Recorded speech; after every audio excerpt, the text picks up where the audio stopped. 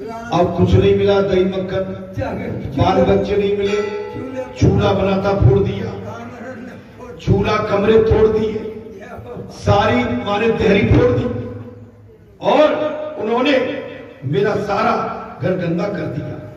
माता कन्हैया ऐसा शरारती है, जिस घर में कुछ नहीं मिलता है कन्हैया उस घर की फोड़ फोड़ भी करने में नहीं चूकता।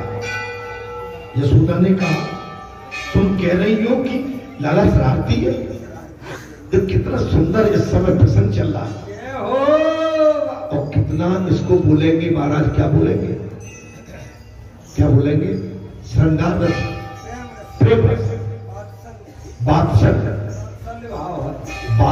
प्रेम रस बोलेंगे।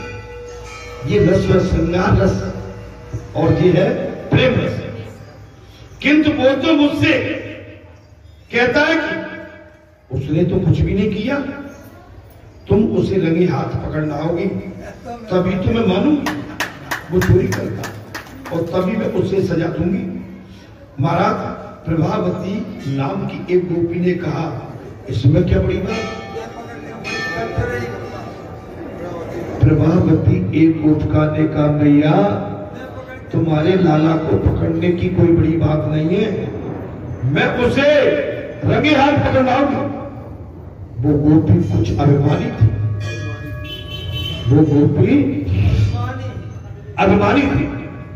कन्हैया ने तब किया कि आज हम प्रभावती के घर जाएं। कन्हैया ने सोच लिया, विद्या चोर मंडल ने सोच लिया आज हम प्रभावती के घर चलेंगे, सब भाई दावा मारेंगे। प्रभावती छिपकर बैठी थी, क्या कर रही थी, कन्हैया को पकड़ने के लिए गोपिका प्रभावती छिपके बैठे। वो धीरे धीरे सभी बालक घर में महाराज दाखिल हो गए और कपबल्लभ बोलने लगते। क्या बोलने लगे, मंत्र का उच्चारण कपबल्लभ बोलने लगे। कन्हैया ने छीके में माखन उतारकर स्वयं खाया और मित्रों को खिलाया और बानरों को भी बांट दावत दे। उपकार चाहे कितना भी हो, भगवान कभी उसे भूलते नहीं। ये हो बहुत सुंदर बात। उपकार चाहे आपका छोटा हो, अगर आपने यहां पर फूल लाके चढ़ाए, प्रसाद चढ़ाया, फल चढ़ाए, दम बैठ की, भगवान उसे कभी भूलते नहीं। राम अवतार में बानरों ने वृक्षों के पत्ते खाकर मेरी सेवा की थी। राम अवतार में बानरों ने पत्ते फूल खा के मेरी सेवा की थी। इस अवतार में तो मैं तपस्वी, उस अवतार में मैं तपस्वी था, अतः इन्हें कुछ दे नहीं पाया, सो इस अवतार में इन्हें माखन खूब खिलाया।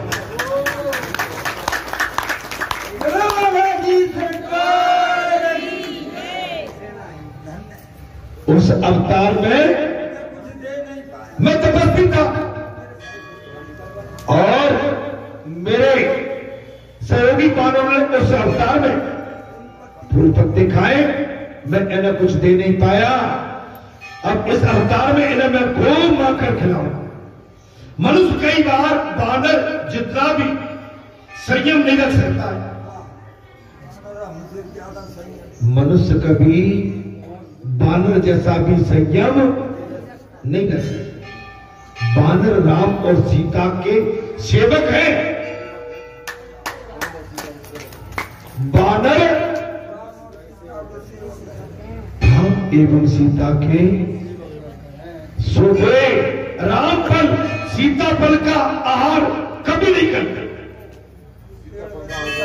शोभे राम फल और सीता फल का आहार यदि मानव जितना मर्यादा का पालन न कर पाए तो वो उससे भी गया बीता है। सभी ने भरपेट माखन खाया है। इतने में धीरे धीरे प्रभावती बाहर निकली और महाराज मित्रों ने देखा तो कहने लगे, अरे कन्हैया भाग। प्रभावती आ गई, भाग कन्हैया। प्रभावती आ गई, कन्हैया भाग, कन्हैया भाग। वो आ गई, किंतु कन्हैया ने कहा आने भी तो दो, आज तो पूरा हिसाब किताब हो रहा। इसने मेरी मैया से बड़ी शिकायत की है, ये मुझे पकड़ना चाहती है। आज तो पूरी लीला मैं करूंगा इसके साथ। बोले आने दो, क्या कर लेगी वो?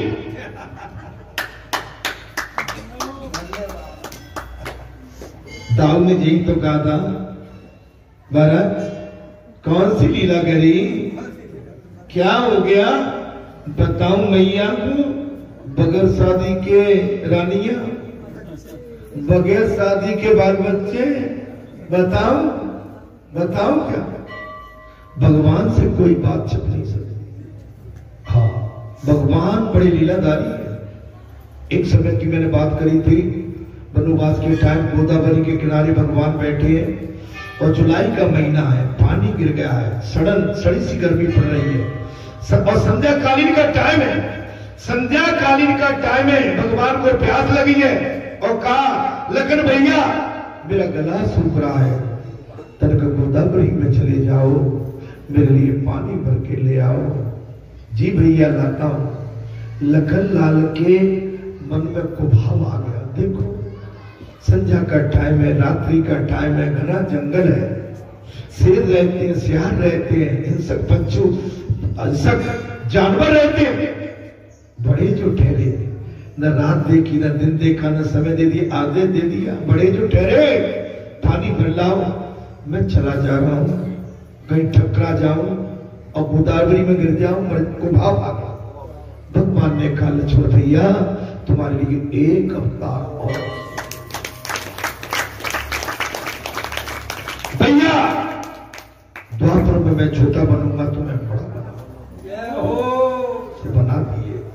भगवान कभी की भगवान किसी की बासी नहीं रहने देते, हमेशा ताजी रखते हैं। चलिए मैं कथा की ओर बढ़ता हूं, कथा बड़ी है।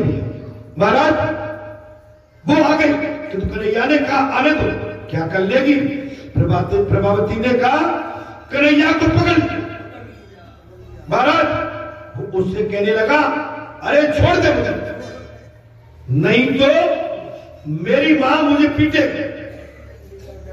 मुझने महाराज मुझे न छोड़ोगी तो तुम्हें अपने ससुर की कसम, अगर तुम मुझे नहीं छोड़ोगी वो भी तुम्हें तुम्हारे ससुर की कसम, तुम्हें तुम्हारे पति की कसम। प्रभावती आज मैं क्या छोड़ दूं तुझे? रंगे हाथ पकड़ाए मैं तुझे यशोदा के पास ले जाऊंगा। कन्हैया छोड़ दे मुझे। प्रभावती का लड़का भी इस माखन चोर मंडली का सदस्य था। थोड़ी सी कथा और बची है, है ना? प्रसन्न ज्यादा नहीं, थोड़ी सी और कथा पूरी सुन लो, दिक्कत तो नहीं। महाराज कहां चले? इधर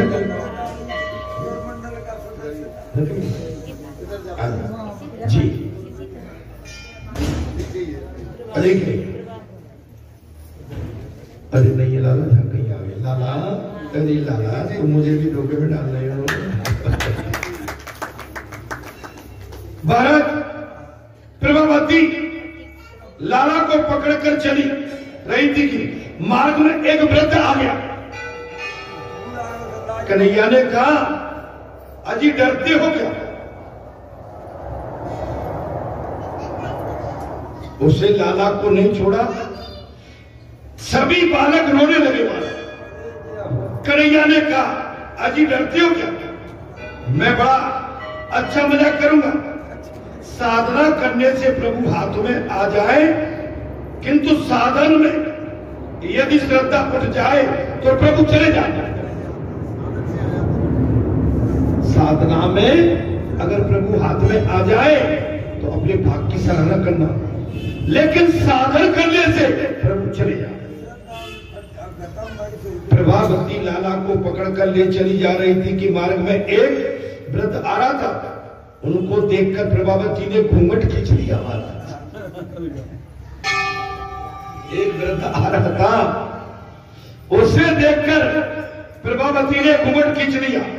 कन्हैया ने प्रभावती से कहा कि उसके हाथ में दर्द हो रहा है। प्रभावती ने कहा, प्रभावती से कहा भगवान ने बोल मेरे हाथ में दूसरा हाथ पकड़ोगी तो अच्छा होगा। प्रभावती हाथ बदल ले तो क्या कर? कन्हैया ने इशारे से अपने मित्र को पास बुलाकर उसका हाथ पकड़ा था।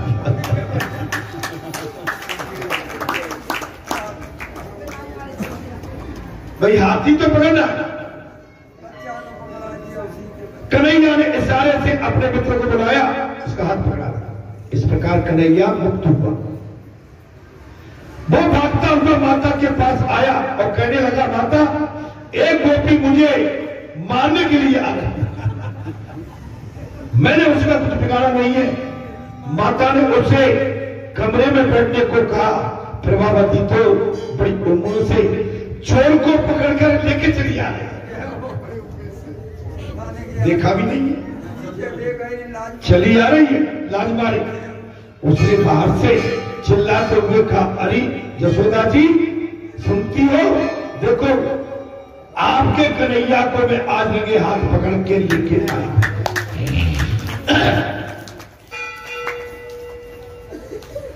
एक चोर को सजा देनी चाहिए। यशोदा ने आकर कहा, अरे पगली क्या, अरे पगली है क्या? मेरा बेटा तो घर में है, तू इसको किसको पकड़ के लेके आ गया? अरे पगली, मेरा लाला तो घर में है, तू किसे पकड़ के लेके आई है? ईश्वर को खोजना है तो अपने अंदर ही खोजो। ईश्वर को खोजना है अपने अंदर को। उसे जो बाहर खोजता है वो दुखी होता है, उसे बाहर खोजता है वो दुखी होता है। इसलिए मैंने कहा, चिंता तो शरीर नाश तो चिंता सत्ता के समान होती है और शरीर को गलत देती है। इसलिए हंसते रहो और मुस्कुराते रहो और सामने वाले को भी मुस्कुराहट का चांस दो और अपने लिए भी मुस्कुराहट का चांस दो। बाहर परमानंद बाहर है तो कोई यशोदा निष्काम बुद्धि ईश्वरानंद को घन रूपी हृदय में निहारती है। अर्थात जो जीव आनंद को सांसारिक विषयों में खोजता है, पैसे से, धंधे से, संपत्ति से, खेती से, खलियान से, किसी अच्छे राजपाट से, उसकी दशा प्रभावती जैसी हो जाती। भगवान समझा, सब खिल्ली उड़ाते उसमें। क्या करते हैं? खिल्ली उड़ाते। यशोदा आली, तू देख तो सही तेरे हाथ में कौन आया है। प्रभावती ने देखा तो उसके हाथ में उसी का पुत्र था।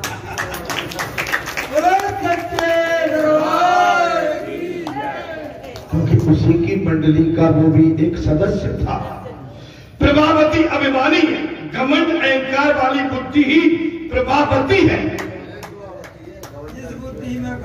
प्रभावती कहते हैं प्रभावशाली,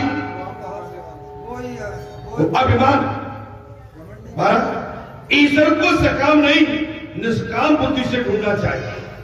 ऐसी अकड़ हो जाने पर, अभिमान होते ही साधना खत्म हो जाती। निष्काम बुद्धि में की गई निष्काम बुद्धि गर्भ उत्पन्न होते ही भगवान आपसे दूर भाग गया।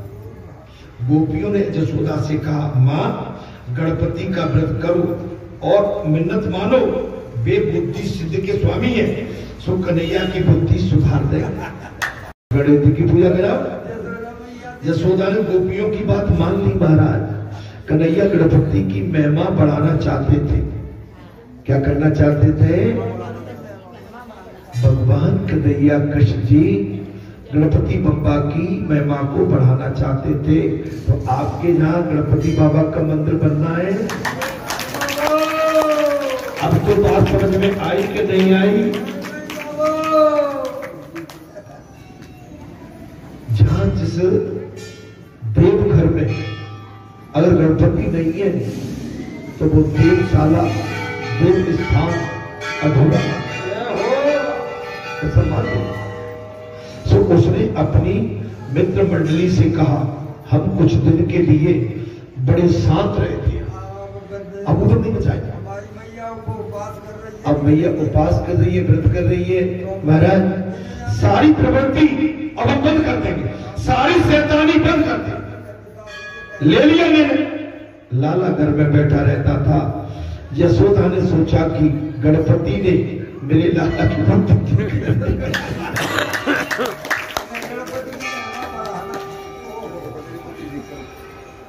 लाला दिन भर शांत स्वभाव से घर में बैठे रहते थे और लाला ने सोचा, मैया ने सोचा मेरा लाला की बुद्धि शांत कर दी गणपति बप्पा। एक बार गोपा ने यशोदा से शिकायत की, कन्हैया ने मिट्टी खा ली है मैया। कृष्ण मां सब झूठ बोलते, मैंने मिट्टी नहीं खाई। लाला ने तो मिट्टी नहीं महाराज ब्रजरस खाई।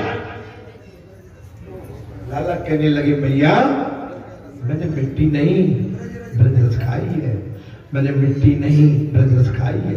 ब्रजरस मिट्टी नहीं, तुलसी की सामान्य वृक्ष वनस्पति नहीं, अर्थात गंगा जी सामान्य नदी नहीं, ब्रजरस साधारण मिट्टी नहीं। बहुत बड़ी बुद्धिमान। गंगा जी सामान्य नदी नहीं और ब्रज की रज सामान्य मिट्टी नहीं।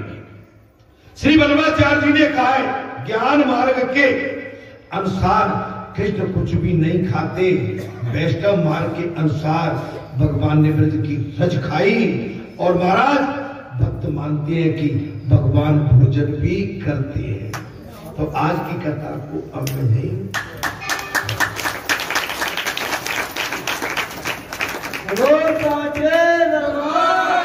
आज की कथा को मैं ध्यान देता हूं। मिट्टी खाने के बहाने अब आगे की कथा क्या आएगी? अगले मंगलवार को कृष्ण पक्ष शुक्ल पक्ष आ जाए। आज क्या है? कृष्ण पक्ष चतुर्दशी। आज भगवान शिव जी का दिन है। आज किसका दिन है? भगवान शिव का चतुर्दशी। महाराज अगले मंगलवार को मिट्टी खाने के बहाने यशोदा जी को श्री कृष्ण द्वारा अपने मुख में ब्रह्मांड के दर्शन कराए। आज की कथा को राम देता हूं। मैंने कथा कहने की केवल कोशिश की है, कहने की क्षमता तो नहीं थी, प्रयास पूरा किया है और प्रयास भी किसी न किसी दिन एक आधार बन जाता है। ऐसे तो ही महात्माओं, ये राम रस है, राम कथा है। राम का रस और राम कथा को जो सुनते हैं कानों के द्वारा, कानों को दोना बना के श्रवण पान करते हैं, उनके घर में राम और कृष्ण और सारी देव शक्ति उनके आंगन में नाचती है। इसी के साथ मैं अपनी वाणी को विराम देता हूं। आप सभी को सत सत प्रणाम करता हूं, नमन करता हूं, साष्टांग दंडवत करता हूं। क्यों? कि आप राम रसिक हैं, आप राम के रसिक हैं, रसिया है। राम कथा मुन बरजब खानी, सुनी महेश परम सुख मानी। ऋष पूछी अर्भगत सुहाई, कई संग अधिकारी पाई। हे श्रोतागणों, हे भक्तजनों, हे माता बहन बेटियों, हे भाइयों, सही बताओ आपको राम कथा अतिप्रिय लगी? बस आपको लगी तो मुझे भी अतिप्रिय लगी। इसी में हमारा कल्याण है और इसी में हमारा महाकल्याण है। इसी के साथ मैं अपनी वाणी को विराम देके आपसे अनुमति लेता हूँ। जय श्री राम, जय।